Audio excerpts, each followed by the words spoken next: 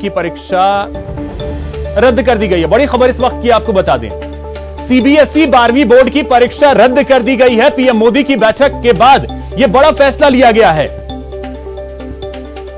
तो सीबीएसई 12वीं बोर्ड की परीक्षा को लेकर अभी पीएम मोदी की बैठक जो चल रही थी वो खत्म हुई है और उसमें बड़ी जानकारी निकल करके यह सामने आई है कि परीक्षाएं रद्द की गई हैं। कई जगहों से मांगे ये उठ रही थी कि इस कोरोना के दौर में ये परीक्षा जो है वो रद्द की जाए। मूल्यांकन छात्रों का जो उनका बैक कर रहा है, पीछे का जो उनका परफॉर्मेंस रहा है, उसके आधार पर छात्रों का मूल्यांकन किया जाए। पीएम ने कहा है कि छात्रों की सुरक्षा जो है वो सर्वोपरि है और यही वजह है कि केंद्र सरकार ने यह अहम और बड़ा फैसला लिया है कि सीबीएसई 12वीं बोर्ड की जो परीक्षाएं हैं वो नहीं कराई जाएंगी। आज ये बेहद अहम बैठक पीएम मोदी की अध्यक्षता में हुई और इसमें फैसला यह लिया गया है कि 12वीं बोर्ड की परीक्षाएं नहीं होंगी। कोरोना संक्रमण लगातार बढ़ता जा रहा था। हालांकि पिछले कुछ वक्त से संक्रमण के दर में कमी जरूर आई है, लेकिन प्रधानमंत्री ने साफ कहा है कि सबसे ऊपर अगर कुछ है तो वो छात्रों की सुरक्षा है। और ऐसे में यह बड़ी खबर इस वक्त निकल करके सामने आई है कि बोर्ड परीक्षाएं जो हैं 12वीं की सीबीएसई की वो रद्द कर दी गई।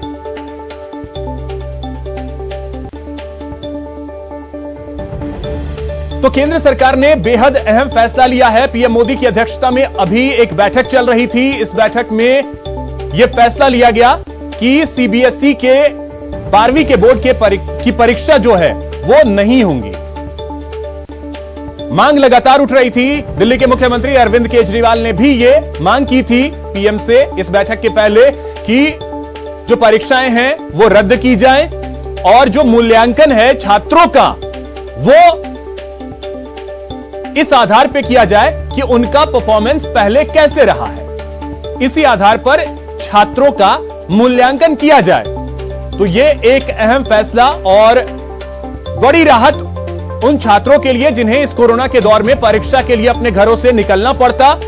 बहुत सारी बातें सामने आई कि परीक्षा 1.5 घंटे की करवाई जाए, परीक्षा आधे घंटे की करवाई जाए, पेपर कम किए जाए, छात्रों को पेपर चुनने की आजादी दी जाए। बहुत सारी बातें निकल करके सामने आई, लेकिन आखिरकार फैसला यह हुआ कि परीक्षा जो है वो नहीं होगी। परीक्षा रद्द कर दी गई है 12वीं बोर्ड की। तो उन तमाम छात्रों के लिए एक बड़ी राहत की खबर यह है कि इस कोरोना के दौर में जिन छात्र छात्राओं को 12वीं बोर्ड की परीक्षा देनी थी सीबीएसई की, उन्हें अपने घरों से निकलना पड़ता। लेकिन पीएम मोदी ने यह साफ कहा कि छात्रों की सुरक्षा जो है वो सर्वोपरि है और यही वजह है कि 12वीं बोर्ड की सीबीएसई की जो परीक्षा है उसे रद्द कर दी गई।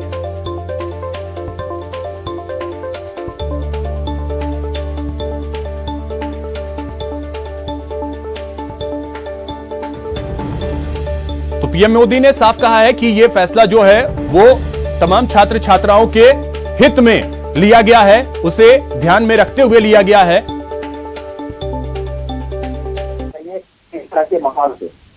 जी अनूप, जैसा कि 12वीं एग्जाम जब बच्चे देते हैं और उनका जो रिजल्ट आता है तो उसके आधार पर उनको आगे का समझ में आता है कि उनको किस फील्ड में जाना है, क्या विषय लेकर वो अपना कॉलेज शुरू करेंगे, किस फील्ड पर उनको आगे बढ़ना है। लेकिन अभी जब चूंकि 12वीं स्कूल भी बहुत कम खुले हैं, स्कूल में ज्यादा क्लासेस अटेंड कर नहीं पाए हैं बच्चे, बेस क्या होगा उनका। अब जो 12वीं की परीक्षा रद्द की गई है तो क्या जनरल प्रमोशन दिया जाएगा, इनको एडमिशन को लेकर मारामारी होगी, किस तरीके की पूरी प्रक्रिया होने वाली है, इसको लेकर क्या कुछ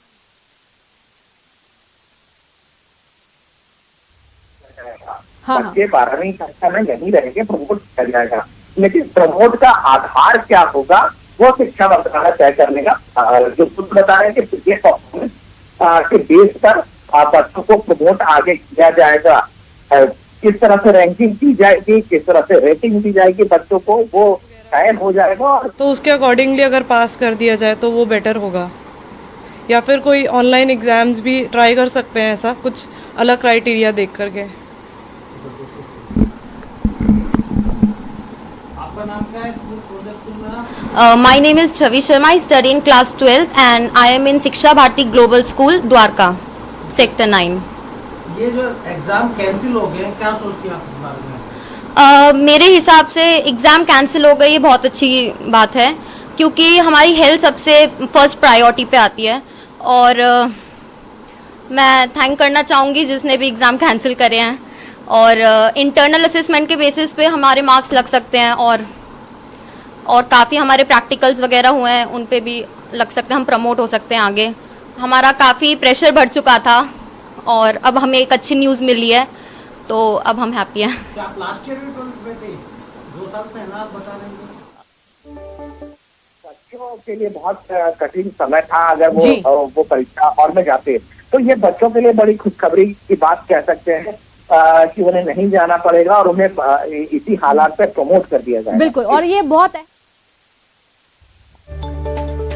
तो राहत की बात जरूर है तमाम छात्र छात्राओं के लिए कि उन्हें परीक्षा कक्ष में नहीं जाना होगा, और इसकी वजह है कोरोना का यह संक्रमण।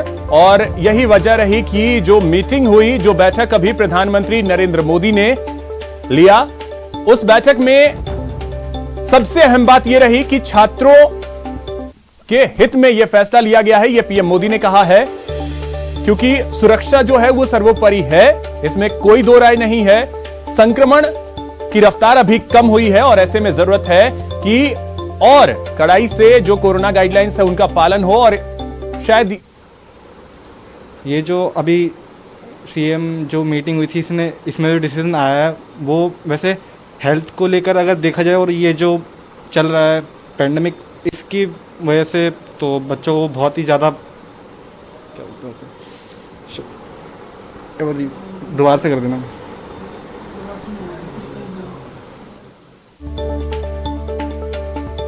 तो देखिए, जो छात्र छात्राएं हैं उनकी प्रतिक्रियाएं भी सामने आने लगी हैं। अलग अलग प्रतिक्रियाएं हैं छात्र छात्राओं की, लेकिन बड़ी राहत दी है केंद्र सरकार ने।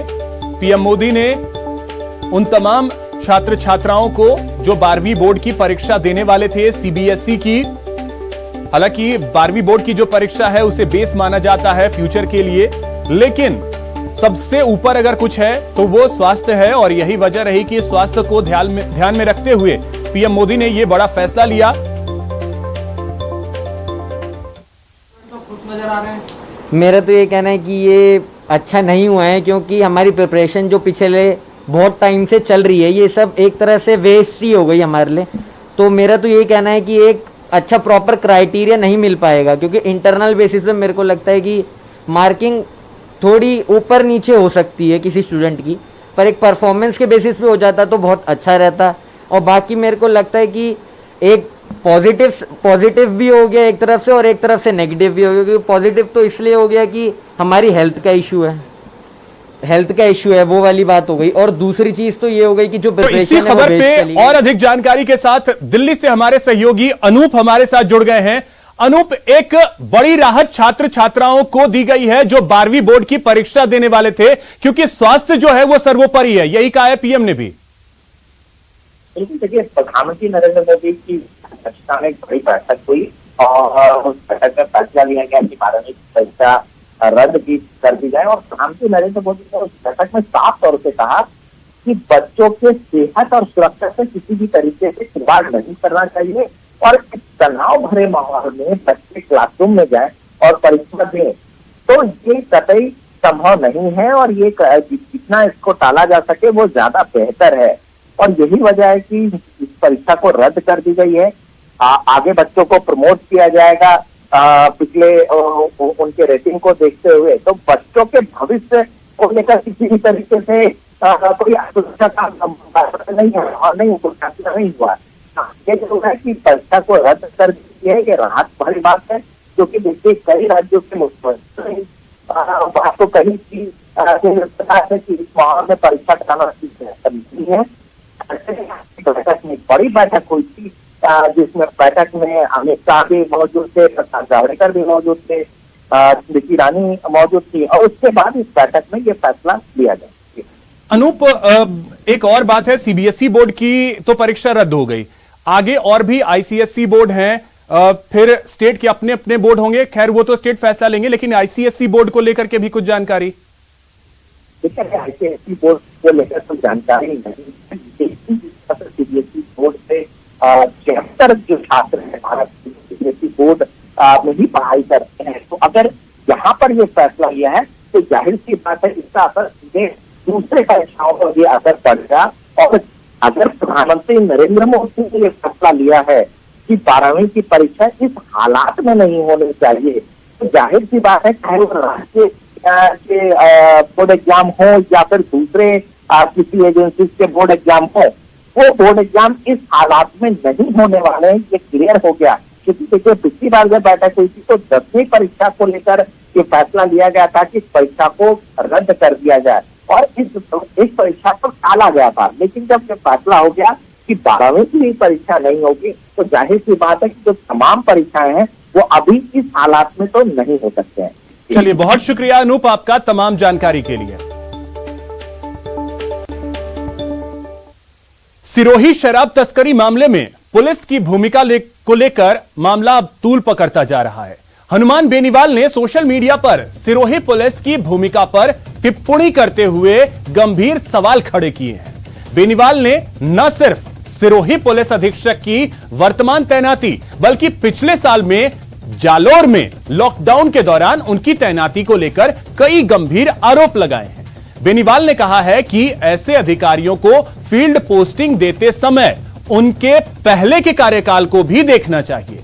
बेनीवाल ने कहा कि एसपी सिरोही की भूमिका की जांच एडीजी रैंक के अधिकारी से करवाने की जरूरत है।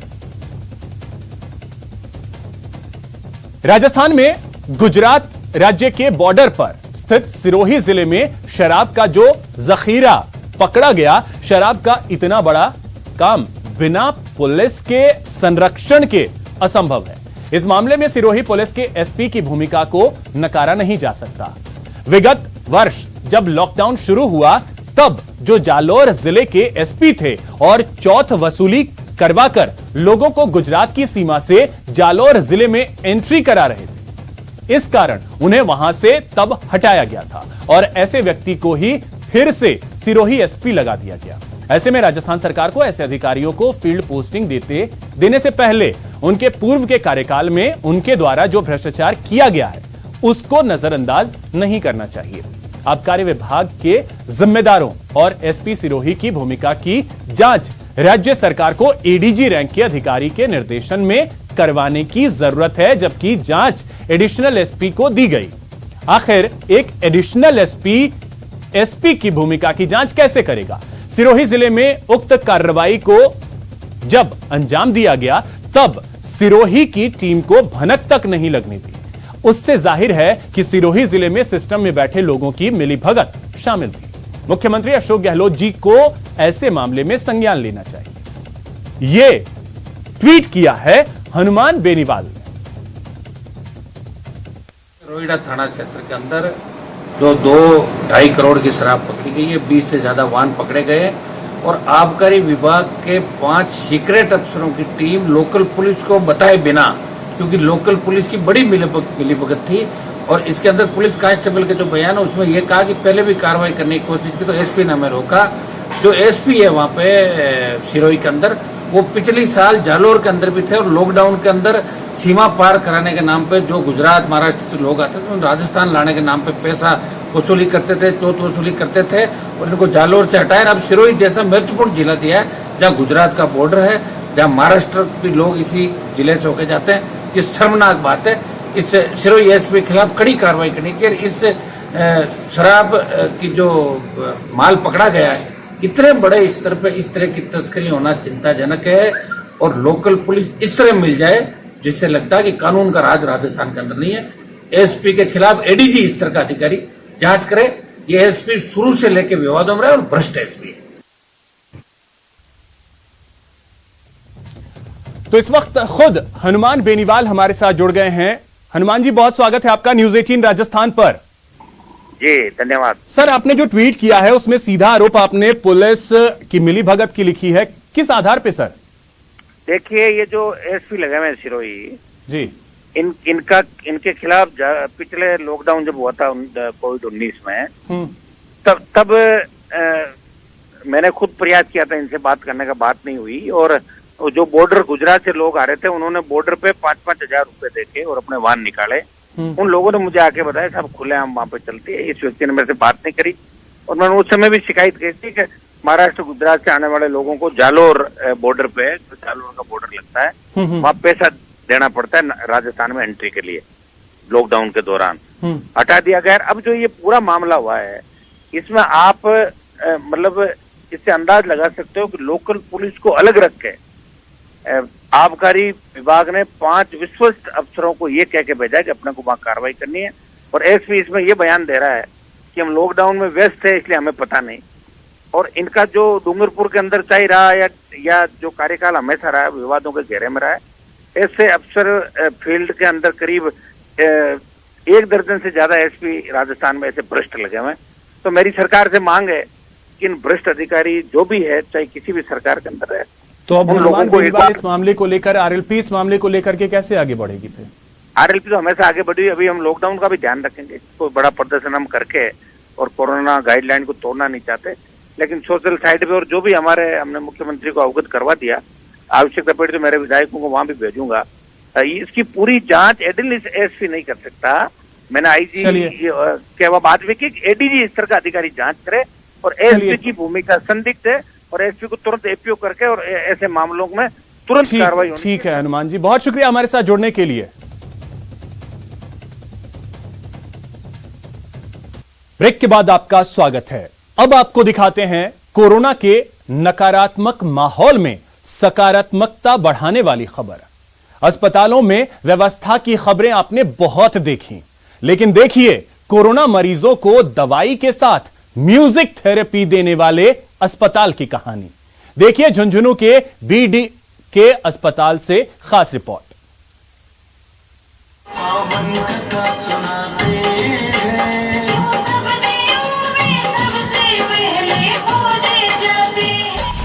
कोरोना मरीजों के लिए म्यूजिक थेरेपी, झुंझुनू के बीडी के अस्पताल की अनोखी पहल। भजन, फिल्मी गीत से पॉजिटिव माहौल।